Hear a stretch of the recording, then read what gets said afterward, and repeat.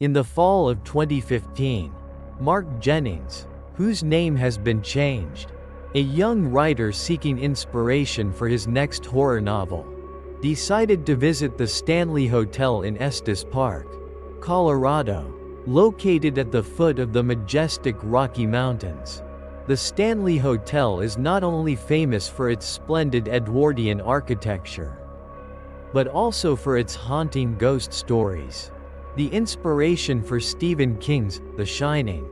Mark had heard a lot about the legends of this hotel, about the founders, F.O. Stanley and his wife Flora, who are said to still linger here, about the spirits of children playing on the 4th floor, about the strange phenomena in room 217, where Stephen King stayed and experienced disturbing things.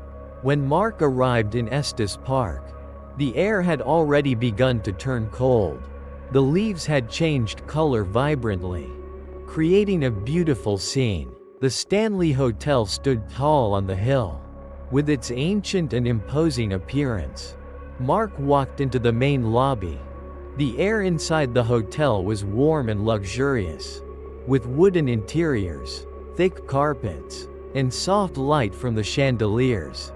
However, hidden beneath that splendid exterior, Mark sensed something strange, an unusual stillness, as if the hotel was keeping some secret within itself.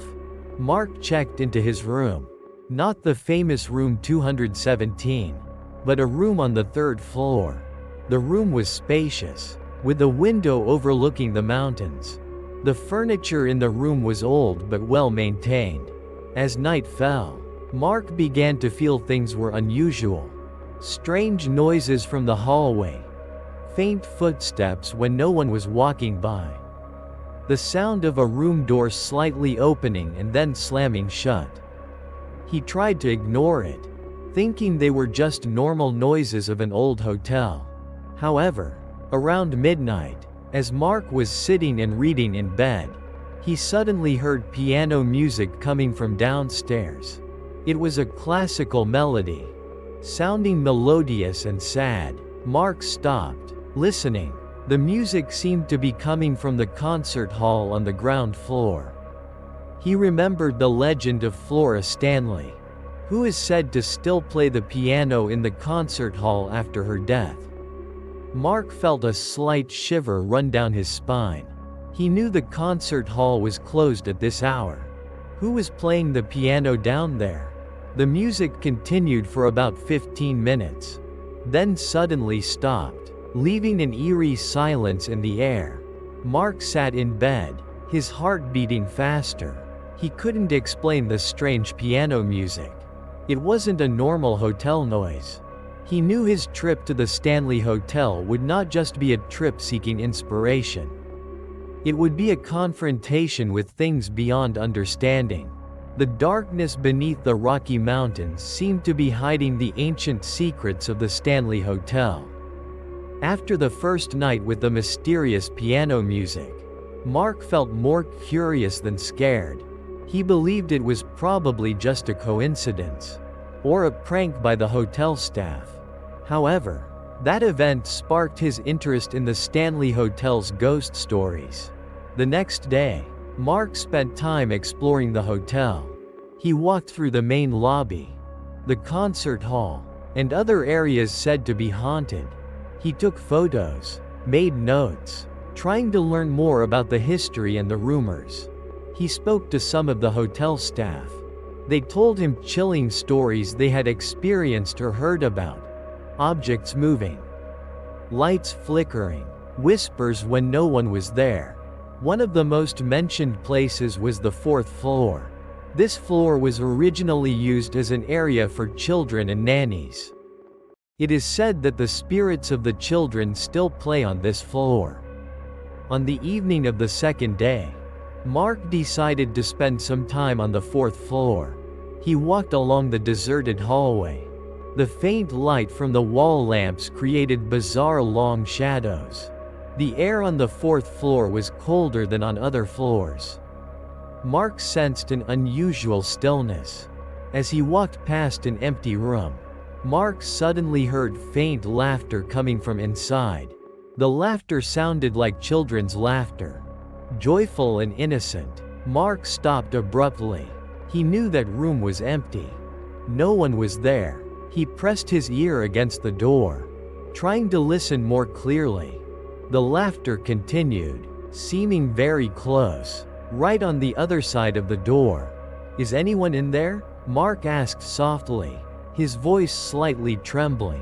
The laughter stopped suddenly. It was replaced by an eerie silence. Mark stood there for a moment, his heart pounding in his chest. He sensed some presence inside the room, an invisible presence. He slowly opened the room door. Inside was pitch black, with no furniture, only dust and cobwebs. The room was completely empty. But Mark still felt a sudden cold draft engulf him, and felt as if someone had just brushed past him. He stepped back, closing the door. The children's laughter on the 4th floor was not an illusion. It was real. The spirits of the children were still playing on this floor. Mark felt a deep shiver. The Stanley Hotel didn't just have ghost stories. It was genuinely haunted, and he was in the middle of it all. Fear began to creep into Mark's mind, replacing his initial curiosity. The darkness on the 4th floor, which was supposed to be a cheerful children's garden, now became a terrifying place, where unfortunate spirits were still trapped. He knew that the longer he stayed in this hotel, the more terrifying things he would witness. Among all the ghost stories about the Stanley Hotel, the story of room 217 is the most famous. It was the room where Stephen King stayed and experienced terrifying things, inspiring him to write the novel, The Shining. It is said that room 217 is haunted by the spirit of Mrs. Elizabeth Wilson, a hotel housekeeper who died in an explosion in 1911. She is said to still reside in the room, taking care of the guests there. Mark, after experiencing disturbing things on the 4th floor, felt even more drawn to and scared by the story of room 217. He knew the room wasn't open for regular guest bookings, but he still wanted to get close to it, to feel the atmosphere there. On the afternoon of the 3rd day, Mark went to the 2nd floor, where room 217 is located. The hallway on the 2nd floor was quieter than the 4th, but the air still carried an unusual stillness. He found room 217 at the end of the hallway. The room door looked normal, nothing special, but standing before that door, Mark felt a sudden cold energy radiating from it, stronger than any cold he had felt in the hotel before. Mark pressed his ear against the door, trying to listen. There was no sound from inside. The room was eerily silent. However, Mark sensed a powerful presence inside, a presence full of energy and perhaps even anger. He remembered the stories about those who had stayed in room 217, clothes being moved, objects being thrown off tables, and the feeling of someone pulling the blankets at night. Mark stood before the door of room 217 for a long time, his heart pounding in his chest. He felt drawn to and scared at the same time. He knew he shouldn't go into that room, but a part of him wanted to experience something terrifying, to get more inspiration for his novel. However, fear won out. Mark stepped back from the door of room 217, deciding not to risk it. He knew that the force in that room was real, and perhaps it was very dangerous. As Mark turned to walk away, he suddenly heard a very faint sound coming from inside room 217. The sound was like a blanket being gently pulled on the bed. Mark stopped, turning to look at the door of room 217. Nothing. The room was still silent, but he knew he had heard correctly. There was something in that room, something waiting. The haunting obsession with room 217, with Stephen King, and with Mrs. Elizabeth Wilson, grew deeper in Mark's mind. That room was not just a part of the hotel's history. It was a gateway to the spiritual world, a place where the line between life and death became blurred. Mark knew that even if he didn't enter room 217, its presence would always be there, haunting him and haunting the entire hotel. The mysterious piano music from the first night had always haunted Mark. He knew it was a classical melody, one that he felt familiar with but couldn't remember the name of the song. He believed it was related to Flora Stanley, F.O. Stanley's wife, who was said to be very fond of music and often played the piano in the concert hall. Mark decided to return to the concert hall in the evening. He wanted to see if the music would appear again. The concert hall was a large and luxurious space, with a small stage and neatly arranged chairs. The antique piano sat in a corner of the stage, covered with a velvet cloth. Mark sat in the front row, staring intently at the piano. The room was pitch black, with only faint light filtering in from the hallway. The air was silent, but Mark sensed a presence there. A gentle presence and perhaps also a sense of sadness. He sat there for about half an hour. There was no sound. The silence intensified the tension. Just then, something strange happened. The lid of the piano slowly opened gently, as if someone was opening it. Mark was startled. He was sure no one was there. Then, the piano keys slowly moved. There were no hands on the keys, but they automatically pressed down, creating sound, and the melody emerged. It was the same melody that Mark had heard on the first night. A classical melody, melodious and sad. Mark sat there, horrified, looking at the piano. He was witnessing something that could not be explained by science. The spirit of Flora Stanley was playing the piano for him. The music continued for about 10 minutes. Mark listened to every note, feeling the sadness and regret in every melody. It was as if Flora Stanley was trying to say something through her music.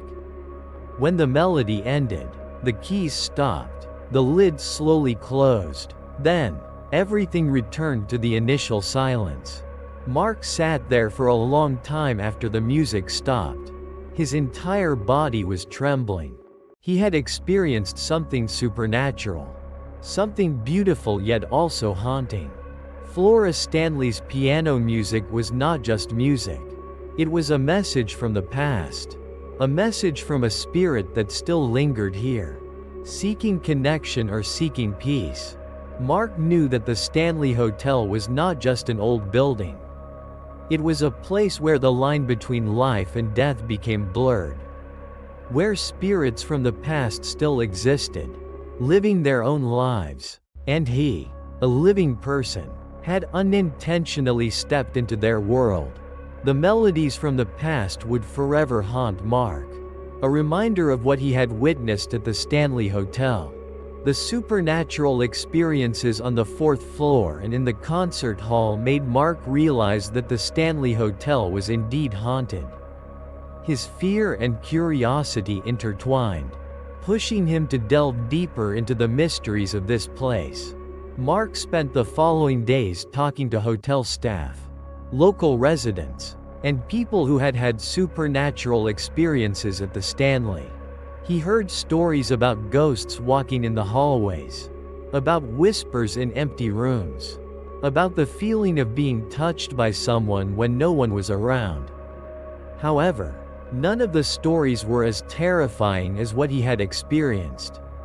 Or perhaps, others didn't want to recount the full truth. On his last night at the Stanley Hotel, Mark decided to try to contact the supernatural force again. He had heard about some simple methods to do this, such as talking directly to the air, or using a voice recorder. He chose his room on the 3rd floor, where he felt the presence of the witch, as the legend recounts, was strongest. He turned off all the lights, sitting alone in the darkness. Is anyone here? Mark asked softly, his voice slightly trembling. I want to talk to you. For a moment, nothing happened. The room was eerily silent. But then, a sudden cold draft engulfed the room. Stronger than ever before, the temperature dropped significantly. Mark felt as if someone was standing right behind him. A cold and threatening feeling. He heard heavy breathing right next to his ear. The breathing sounded heavy and eerie. Who's there? Mark asked, his voice trembling intensely. There was no verbal answer. But Mark felt as if a cold and invisible hand touched his shoulder. The touch sent shivers down his spine. Then, a hoarse and deep voice echoed right next to his ear. The voice was not like Flora Stanley's or the children's laughter. It was a different voice, sounding ancient and full of evil. You should not be here, the voice echoed, as if from the darkness itself. Mark screamed in horror and lunged out of the chair, wanting to turn on the light. But just then, an invisible force pushed him to the floor. Mark felt as if he was being held down by a strong hand. He lay on the floor, helpless, looking into the darkness. In the darkness, he suddenly saw a blurry figure. Tall, standing right above him. The figure was not clear, but Mark sensed the anger and malice radiating from it. The hoarse and deep voice echoed again. Leave this place. You do not belong here. Mark knew he had made a mistake. He had tried to contact an evil force, a force that did not want to be disturbed. He closed his eyes tightly, praying that this nightmare would end. When Mark opened his eyes, everything was back to normal. The cold draft dissipated. The large shadow was gone. The room returned to silence. But Mark knew those things were real. He had encountered an evil force, a force that had warned him to leave. The most terrifying encounter at the Stanley Hotel had ended, but the haunting memory of it would forever stay with Mark. He knew that the Stanley Hotel was not just a place with ghosts. It was a dangerous place, where spirits from the past could harm the living. After the horrifying last night, Mark quickly left the Stanley Hotel the next morning. He was no longer interested in finding inspiration for his horror novel there. Fear had overcome his curiosity. He returned home, carrying the haunting memories of what he had witnessed and experienced. The mysterious piano music, the children's laughter on the fourth floor, the feeling of being watched, and the terrifying encounter with the hoarse voice and the large shadow. Mark knew that the Stanley Hotel was truly haunted, and the ghost stories about it were not fabricated legends. He tried to recount his story to friends and family, but they were skeptical or thought he had been influenced by the story of The Shining and his imagination. Only a few people believed him. Mark wrote about his experiences at the Stanley Hotel in his personal journal.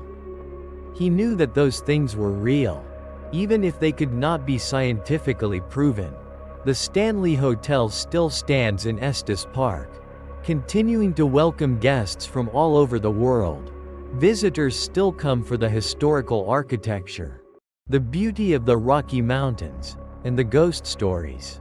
Stories of supernatural phenomena continue to be reported by guests and hotel staff. The mysterious piano music still echoes in the concert hall at night. Children's laughter is still heard on the fourth floor. Objects still move strangely, and the feeling of being watched still haunts those who are there. The hotel's founders, F.O. Stanley and Flora, are said to still reside at the hotel, unable or unwilling to leave. The spirits of those who died there, or have some connection to the place, still linger. The Stanley Hotel does not sleep soundly. It is a place where the past and present intertwine, where the line between life and death becomes blurred. The legacy of the Stanley Hotel is not just its historical architecture and the surrounding natural beauty. It is also its ghost stories. Its eternal haunting. It is a reminder that there are things in this world that science cannot explain. Things that belong to the spiritual world. And the Stanley Hotel is one of those places. A place where darkness and light coexist. Where spirits from the past continue their stories. Mark knew he would never forget what he had experienced at the Stanley Hotel. The fear had become a part of him. And he also knew that the Stanley Hotel would forever remain a terrifying and mysterious place. A place where spirits do not sleep soundly. If you enjoyed these true horror stories, or stories based on true legends, like this, don't forget to hit the subscribe button on the channel to follow our latest videos. We will bring you more terrifying and haunting stories. Thank you for listening.